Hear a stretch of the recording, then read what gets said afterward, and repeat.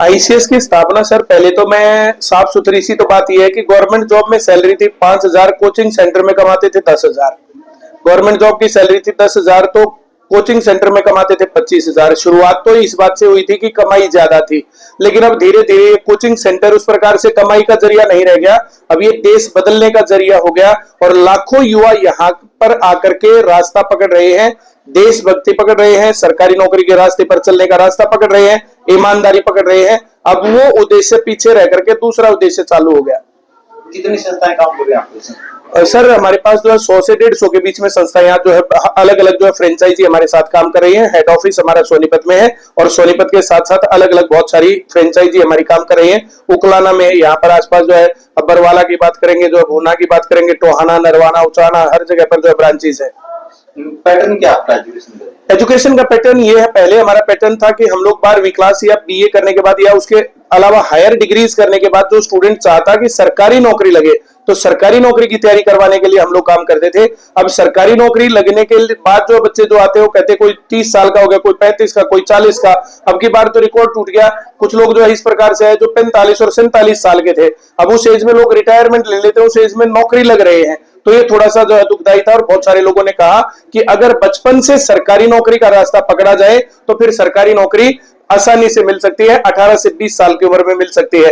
तो हम लोग एक तो स्कूली एजुकेशन और दूसरा हम लोग सरकारी नौकरी की तैयारी, दो चीजों पर फोकस करके आज काम कर रहे हैं। बिना पर्ची बिना खर्ची का फायदा कहीं ना कहीं संस्थान को मिल रहा है, आपके बच्चे ज्यादा जॉब पर जा रहे हैं। सर बिना पर्ची बिना खर्ची की मांग मैंने की थी, आइडिया मैंने दिया था, डिस्कशंस मैंने किए थे, उसके लिए जो है सरकार के साथ बातचीत और ये सब चीजें जो है मैंने की थी। हर जगह पर, हर चैनल पर आवाज मैंने उठाई थी। मैं पहला आदमी हूं जिसने कहा था बिना पर्ची बिना खर्ची फेयर सिलेक्शन होने चाहिए और आज उसका पूरा फायदा आईसीएस को बहुत ज्यादा हो रहा है। आईसीएस के 80% से ज्यादा सिलेक्शन हर भर्ती में होते हैं। विधानसभा चुनावों के अंदर खुल के आपने भारतीय जनता पार्टी का साथ दिया था और जिन मुद्दों के ऊपर दिया था, क्या आपको लगता है उन मुद्दों की तरफ सरकार चल रही है? देखिए, हमने भारतीय जनता पार्टी का साथ देने की बजाय ज्यादा इस बात के ऊपर ध्यान दिया था कि कांग्रेस पार्टी वाले ये कह रहे थे 50 वोट पर सरकारी नौकरी दी जाएगी। वो कह रहे थे पहले अपना घर भरेंगे, फिर रिश्तेदारों का, पड़ोसियों का, फिर बाकी देखेंगे। वे लोग कह रहे थे जो तुम्हारे गांव का कोटा है उस गांव के कोटे से 20-25% ज्यादा तुम्हारे गांव में वोट जो है नौकरियां दिलवा देंगे। तो जो हमारा ये मिशन था कि बिना पर्ची बिना खर्ची, तो ये मामला तो खत्म हो जाएगा। अब की बार सब के सब खुल के कह रहे थे कि कांग्रेस की सरकार आ रही है और बीजेपी की सरकार हार रही है। उसका कारण ये था कि बीजेपी की सरकार युवाओं की सुन नहीं रही थी। उसके कारण हम लोगों ने भी जो सीईटी क्वालिफाइंग करवाने के लिए हमने भी बहुत आवाज उठाई थी, लेकिन जब इलेक्शन का टाइम आया तो उस टाइम पर खुल के कांग्रेस की नीति सामने आई, जिसके अंदर था कि हम लोग पढ़ाई लिखाई को दरकिनार कर जो लोग 50 वोट दिलवाएंगे उनको नौकरी मिलेगी। तो इस प्रकार से हम लोगों को लगा कि ये मिशन खत्म हो जाएगा। हमने खुल करके बीजेपी का समर्थन किया।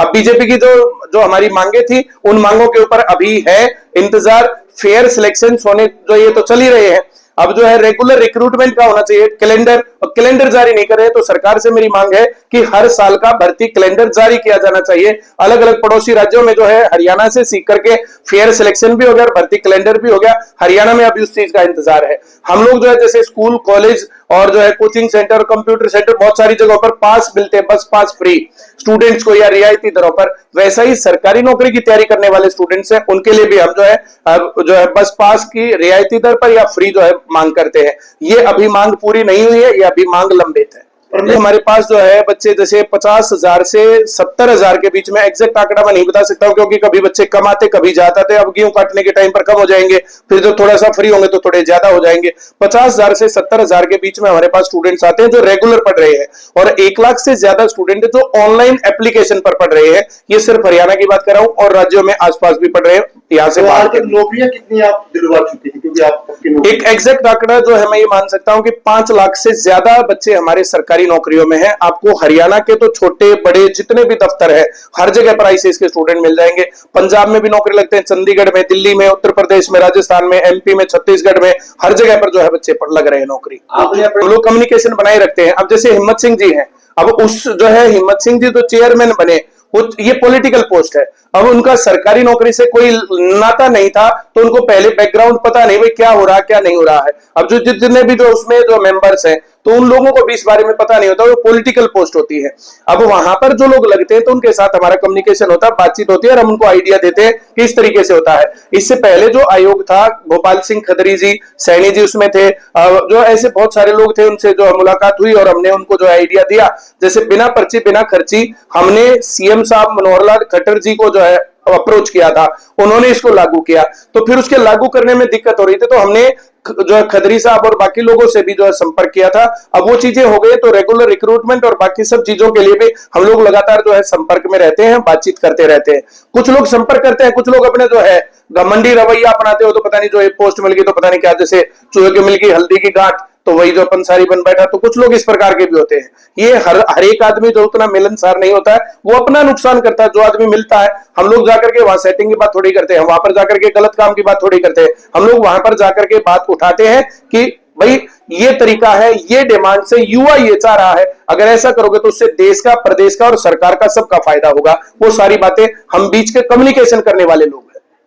सर जैसे जो ना ये एग्जैक्ट आंकड़ा नहीं होता, जैसे बहुत बार पता चलता है कि जो 2 साल पहले पढ़ा था तब नौकरी लग गया, अब 1 साल पहले पढ़ा था, 3 साल पहले पढ़ा था, इस प्रकार से लोग नौकरी लगते हैं। तो जैसे जो ना अधिकतर बच्चे जो ये भी हमारे पास जो पुराने स्टूडेंट्स आते हैं, हाँ तुम्हारे सर्कल के, बोला सर अधिकतर लगे, तुम्हारे सर्कल तो अधिकतर लगे। कोई एक आधा बच्चा होता है जो हमारे पास आया और सिलेक्शन नहीं हुआ, 2 दिन आगे पीछे जैसे क्लास में पढ़ते हो, चाहे वो जो है अनाड़ी पनासा करते रहते हैं, उनके दिमाग में सारी बातें होती है, उनके पास ये आइडिया होता है कि अगर वे मेहनत करेंगे तो नौकरी लग लेंगे। आज के टाइम पर ऑनलाइन साधन इतने ज्यादा हैं, फिर वो जो चुपचाप बैठते हैं, पढ़ते हैं और लग जाते हैं नौकरी, वो आइडिया वहां से ले आते हैं। तो हर साल जो है, 1 साल जो भर्ती नहीं हुई तो कम लगते हैं, 1 साल भर्ती होगी तो ज्यादा लगते हैं। अब जैसे अभी चुनाव हुआ था लास्ट ईयर, चुनाव के दौरान जो 24,000 लोग लग गए, तो उस साल फिर आंकड़ा बढ़ जाता है, 24,000 में से 20,000 प्लस हमारे स्टूडेंट होंगे। सर बताऊं, इस बात के ऊपर डिपेंड करता है ना कि जैसे सभी टीचर्स उतने लायक नहीं होते तो आप मानोगे, सभी स्कूल्स उतने बढ़िया नहीं होते भी आप मानोगे, तो जो है अप और डाउन की कहानी है। अब भगवान जो है का जो भी हमारे ऊपर जो आशीर्वाद है, सरस्वती माता की कृपा है कि जो चीजें हम पढ़ाते हैं, जो एनालाइज करते हैं, जो फील करते हैं, वे बच्चों को अच्छी लगते हैं, पेपर में काम आती हैं, उस मार्गदर्शन से वे लोग नौकरी लग जाते हैं। तो बाकी लोगों के ऊपर मैं क्या बोलूं, कितना ईमानदारी से काम करते हैं, नहीं करते हैं। जैसे कोचिंग सेंटर पहले भी बहुत थे, अब भी बहुत है, इस प्रकार से ये स्थान कहां पर मिला है। जैसे आप थोड़ी देर पहले कह रहे थे कि जो ये सेल्फी पहले नेताओं के साथ होती थी, अब ये सेल्फी आपके साथ हो गई है, तो इसका कारण ये है कि बच्चों को बहुत सही मार्गदर्शन दिया जाता है।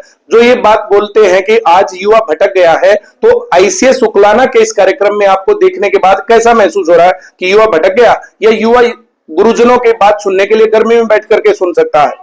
जिस तरीके से युवाओं का साथ है। हाँ, हम लोग जो ना, नेता बहुत है सर देश में, अच्छा टीचर नहीं है। आज जरूरत अच्छे टीचर की है। मैं बहुत बार बहुत सारे प्लेटफॉर्म से बोल चुका हूं कि हम लोग राजनीति में नहीं, टीचिंग में रह करके अच्छा काम करने का प्रयास करेंगे और पीढ़ियों का निर्माण करेंगे। आज जो ना, जैसे गुरुदेव रविंद्रनाथ टैगोर की बात करें और जवाहरलाल नेहरू जी की बात करें, अगर जो है सम्मान की बात होगी तो मेरे ख्याल से गुरुदेव का नाम बहुत ऊपर आएगा। तो हम लोग जो है वो सोचते हैं कि गुरुजन बनके लोगों को, युवाओं को, लोगों को मार्गदर्शन दे और एक अपना स्थान जो है उस प्रकार से सुरक्षित करें, वो ज्यादा बेटर है। नेता तो बहुत लोग आए और गए, उस प्रकार के टीचर्स कुछ लोग हैं, और जैसा हम लोगों को इस प्रकार से सम्मान मिलता है तो हमें लगता है कि हम लोग एक बहुत अच्छी दिशा देश को, देश के युवाओं को, देश की सरकारों को भी दे पाने में सफल रहेंगे।